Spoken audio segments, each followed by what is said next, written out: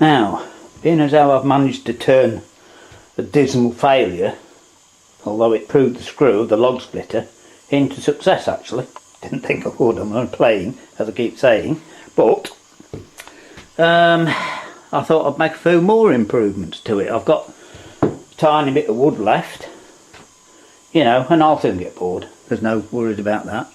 Anyway, one thing I've done is yesterday I hacksawed that pulley in half, and there's a nut on there, that end's held on there, and I've put some washers on. I'm going half-inch washers, obviously.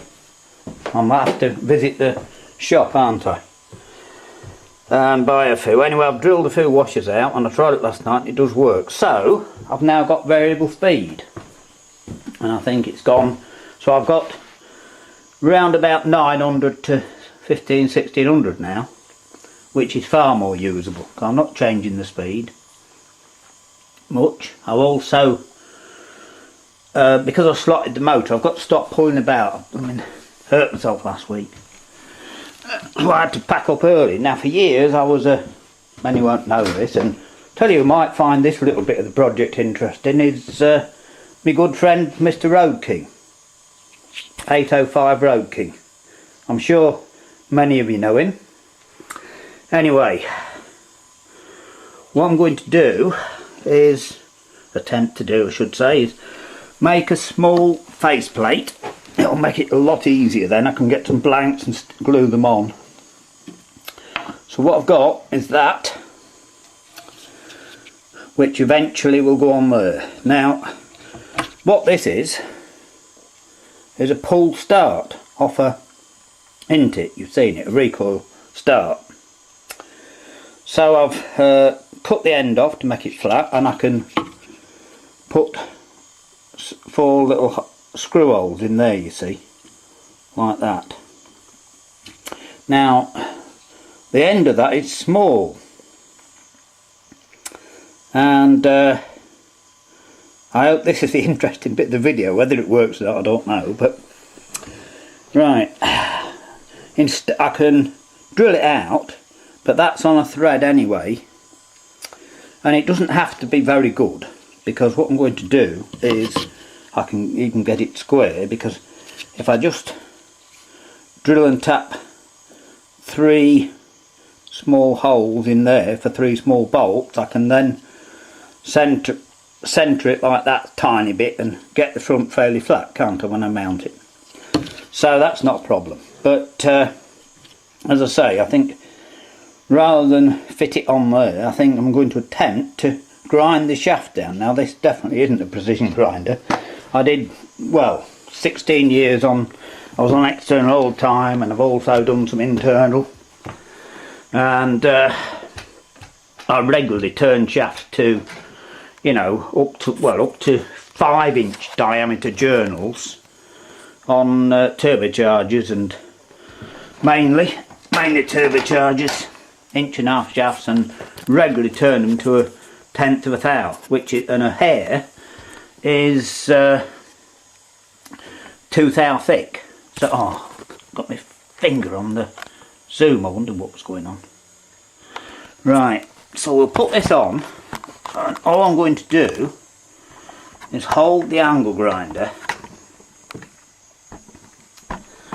on the side, right, and just see if it turns it down, grinds it down I should say. I'm not turning, I'm grinding. So what I'm going to do is just have a go at that and see. Well, my job was highly successful, but sadly my camera work was a failure. The tape got to the end, I rewound it and forgot to press record. Anyway, as you can see, that end fits lovely on there. That's nearly, I can't wish for anything better than that. And it goes on. However, just to show you how I did it, and you'll like it because it didn't take me very long at all actually, and just to show you how I did it, it wants a little bit coming off here anyway, a bit further back, so I'll just show you how we did it and how it works so well. And remember, I'm only grinding the threads off, aren't I? but it worked. I was surprised how well it worked, to be honest.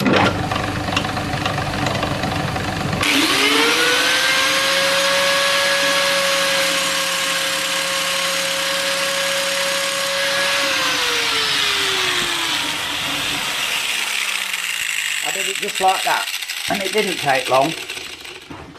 So that's worked, hasn't it? As I say, that's not precision grinding, but it's certainly done the job.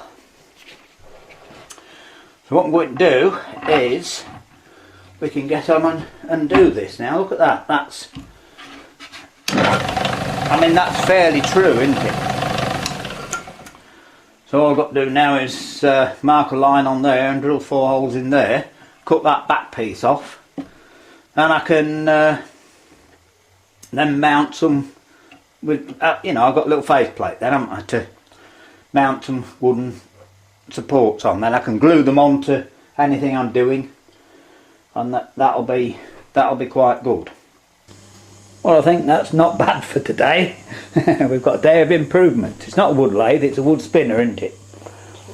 So we've got variable speed from about not fully variable speed, but it's about a 1 1/8. It goes from about a driven, sorry, the driver being 1 1/3 bigger to the driven being 1 1/8 bigger, and the speed of the motor is 1435, so it says on the plate. And then the other side, it's 2.5 to 1. The large pulley is, but I've yet to try it with the pulley a lot smaller, so it'll probably spin to about 3,500 now. Now the thing is, you see, I was saying I was a precision engineer for so long. That's why I like doing things quickly now, I suppose. But look, I've also got a tailstock I've made. Oh, I've had problems, but anyway, I've done it similar to the